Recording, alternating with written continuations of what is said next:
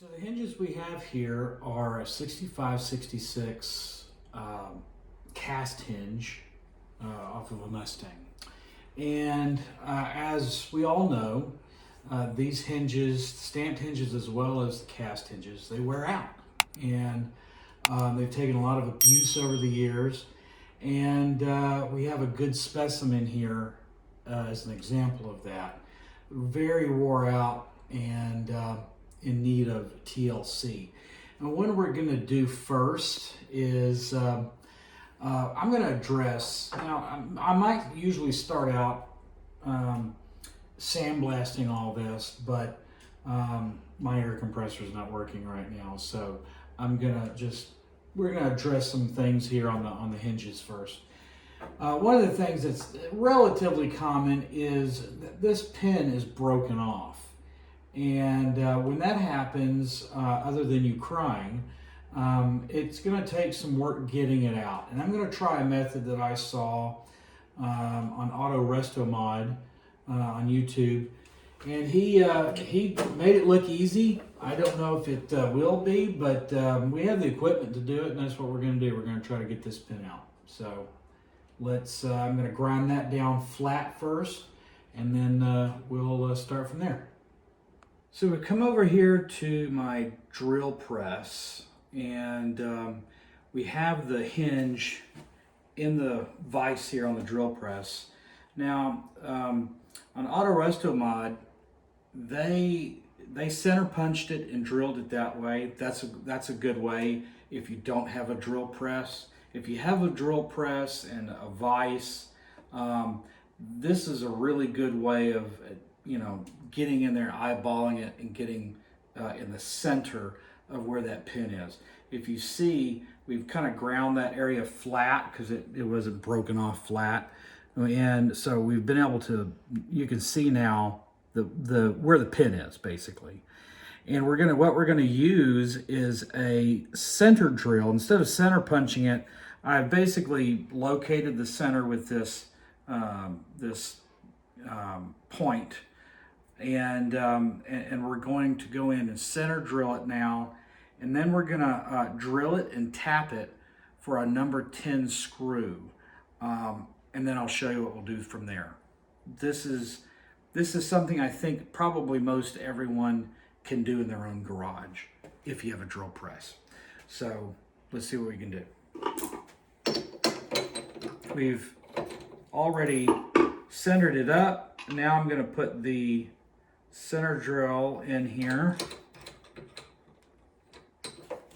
And that center drill just basically does what it says. It drills the center of an object so that when you get that drill bit down in there, the drill bit doesn't want to travel. So.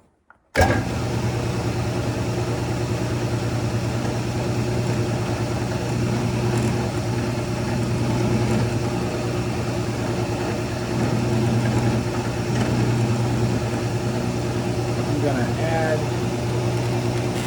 a little bit of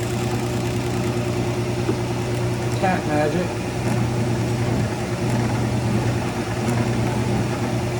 And that should be good. I have to get a brush so we can see what we're doing there, but now I'll get a drill bit and we'll drill that hole.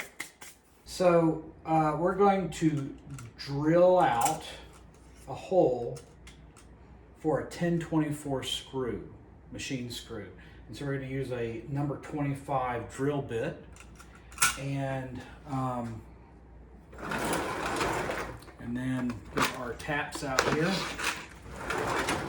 Get our number 24 tap. Look over my glasses like a proper 45-year-old man. And so we're gonna drill that out. Now we're not trying to drill to China, if you will. We just want to drill deep enough to where we can get good threads on that tap.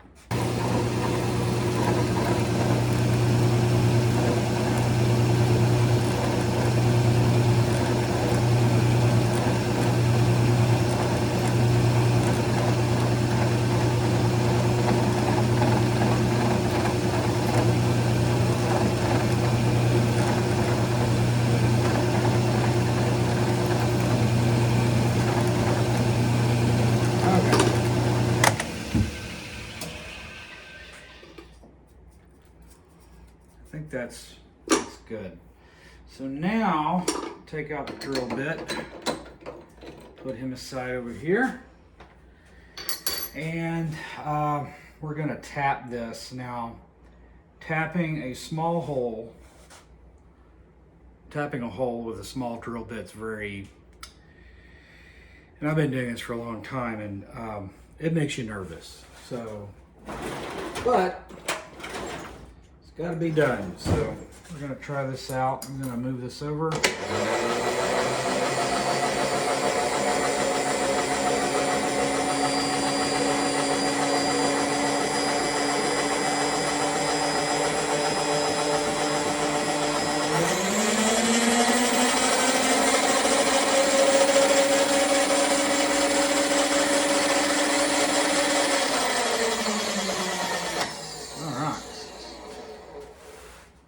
So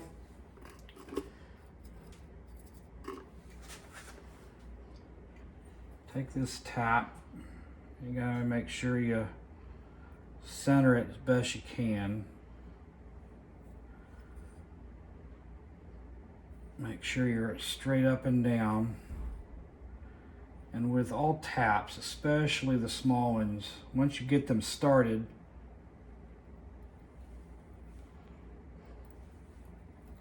you want to always make sure you back up, break that chip.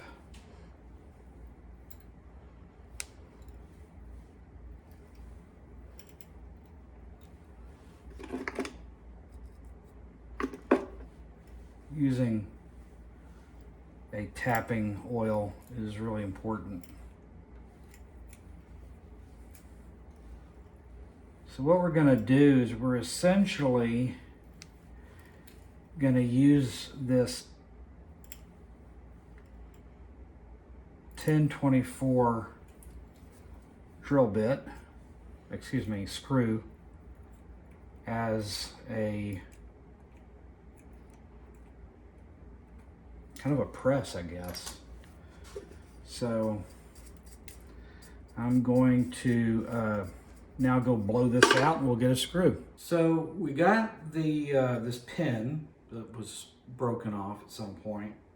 We got it drilled and tapped with a number 10 24 tap, and we have a 10 24 5/8 long screw here, and a number 12 washer with a 7/16 nut. And the reason it's 7/16 is because it's just a little bit bigger than that pin, so that we can center it and then draw, as we tighten the screw, we draw that pin up out of the body of the hinge. So we're going to try this, and hopefully we don't break off we don't break anything. It's a stainless steel screw, which hopefully has a better tensile strength and won't stretch, but you just do it slowly. Let it stretch. I might have to, yeah, it looks like I might have to hold that nut. So let me get a wrench. So I got my Nypix wrench out here, adjustable wrench. And we're gonna hold that, and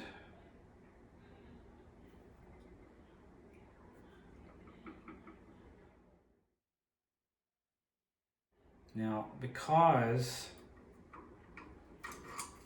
I'm just like this, I guess, I want to make sure, I want to see how it's going, see if it's working.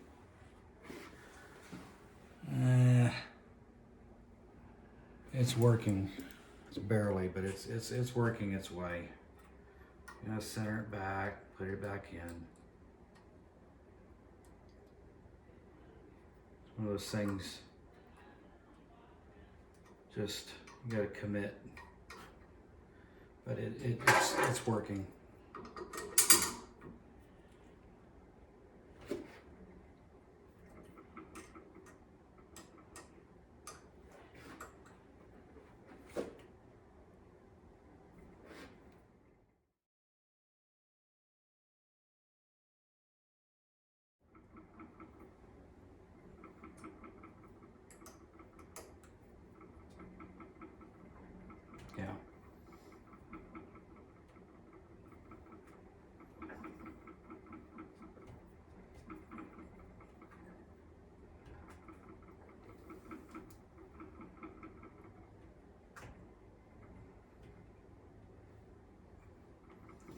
Looks like I'm collapsing this washer.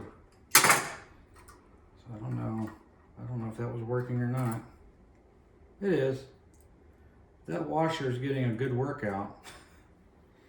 So you can see it's drawing it up out of that hole.